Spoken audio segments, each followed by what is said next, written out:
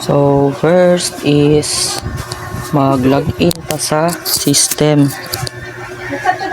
Muna ni siya.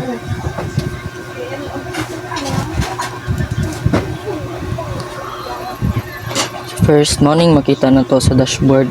So kani siya nga part sa video is dashboard lang sa atong i-cover ani kay para mas masabtan siya tarong.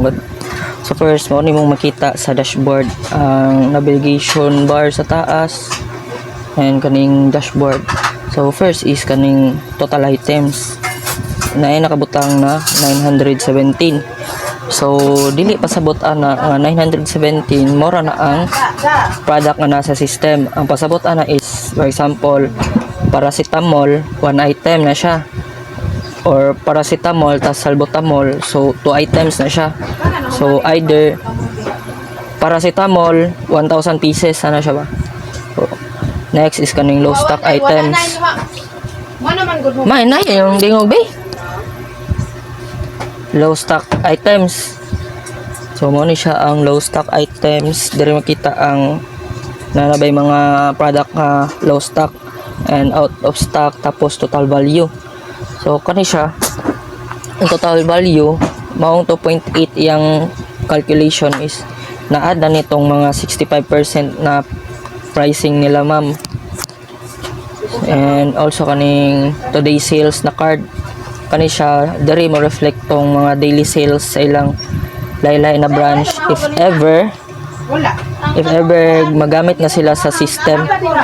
So diri mo reflect ang ilang daily sales. Next is kaning delivery total value. So diri siya ma-register ang tong mga delivery total value nila, categories, suppliers and users. Mang hinayo mong tingog mang.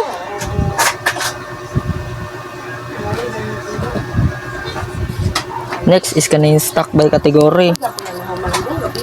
If nakuha nimo, nabantayan nimo NA og test, kana lang siya ang gibutang kay kala ang gibutang is kanang wala ko kabalo sa unsa ni siya nga category, like pain reliever ba siya, naka battle ba siya. Pero if ever kabalo ka, pwede na mo siya i-register niya. So kano na to sa next video mo nilang stock by category. Pero dili kay na siya ingon na necessary good siya. Ang kanina yung importante kaning sa supplier niya, kay para matrace nimo siya ang asa gikan na supplier ang product. Sa baang namang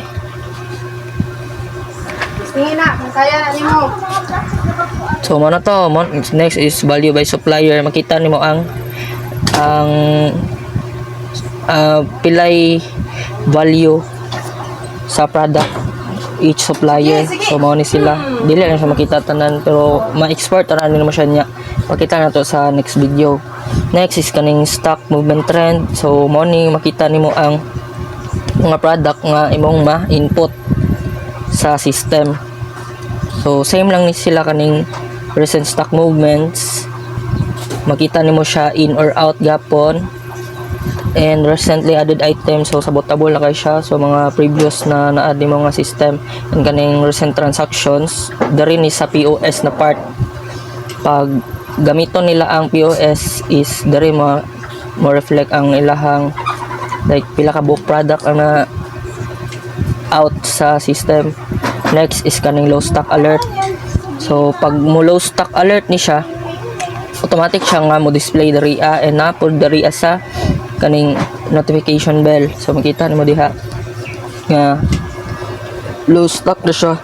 Next kaning expiring soon. Ang threshold aning expiring soon mga 1 month yata siya bago siya display diri. And all kaning out of stock.